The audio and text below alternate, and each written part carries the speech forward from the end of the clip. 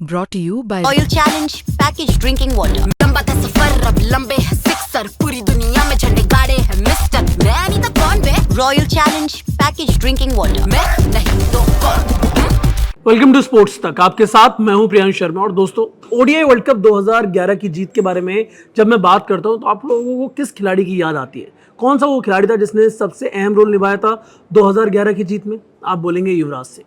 जी हाँ, वही युवराज सिंह जिनके बारे में बाद में पता चला था कि भाई कैंसर से त्रस्त थे, लेकिन टीम इंडिया के लिए ज़बरदस्त प्रदर्शन करते हुए नजर आ रहे थे। टीम इंडिया को उन्होंने वर्ल्ड चैंपियन बनाया और 28 साल का जो इंतजार था वो खत्म किया। उसका जब कैंसर का पता चला, वो एक्शन से दूर हुए, वापसी की, धमाकेदार वापसी की, लेकिन करियर को प्रोलॉन्ग नहीं कर पाए और 10 जून 2019 को उन्होंने इंटरनेशनल क्रिकेट से संन्यास का ऐलान कर दिया। लेकिन फैंस के मन में एक टीस रह गई थी कि कहीं ना कहीं यहाँ पर उनको जो फेयरवेल मिलना चाहिए था, जो लास्ट में एक रिस्पेक्ट मिलनी चाहिए थी, वो नहीं मिली।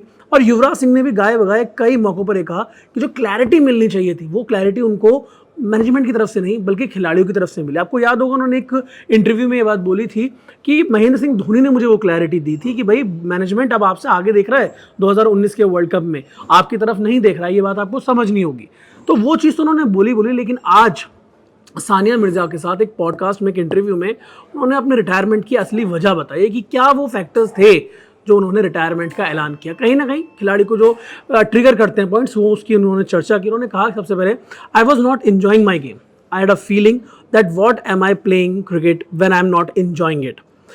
I was not feeling supported, I was not feeling respected, and I felt, why do I need to do this when I don't have this? Why I'm lingering onto something that I'm not enjoying? Why do I need to play? To prove what? I can do more than this, mentally or physically. And it was hurting me. And the day I stopped, I was myself again.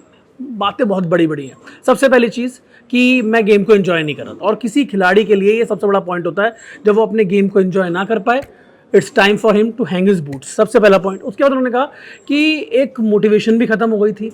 तीसरी बात, team में उनको ऐसा लग रहा था कि उनको रिस्पेक्ट नहीं मिल रही है। ये कंसर्निंग पॉइंट है कि कहीं ना कहीं इतने बड़े खिलाड़ी को अगर ये लगने लगता है कि उसको रिस्पेक्ट नहीं मिल रही है, तो इसके लिए भी जवाबदेही तय होनी चाहिए थी, चाहे मैनेजमेंट की हो, चाहे खिलाड़ियों की हो, चाहे कप्तान की हो। उस टाइम पे किसी भी की होती, उनको लगा है कि भाई उनको रिस्पेक्ट नहीं मिल रहा है। उसके बाद उन्होंने सोचा कि जब मैं रिस्पेक्ट नहीं मिल रही है, मुझे मज़ा नहीं आ रहा है, तो मैं खेल किस ले रहा हूँ। उनकी वो मोटिवेशन खत्म हो गई थी, वो ड्राइविंग फोर्स यहाँ पर खत्म हो गई थी। और उसके बाद उन्होंने यहाँ पर संन्यास का ऐलान कर दिया। उन्होंने कहा कि जैसे मैंने संन्यास का ऐलान किया, नेक्स्ट डे मैं दोबारा से नॉर्मल हो गया। तो ये दिखाता है कि कितना ज़्यादा प्रेशर एक एथलीट के ऊपर होता है।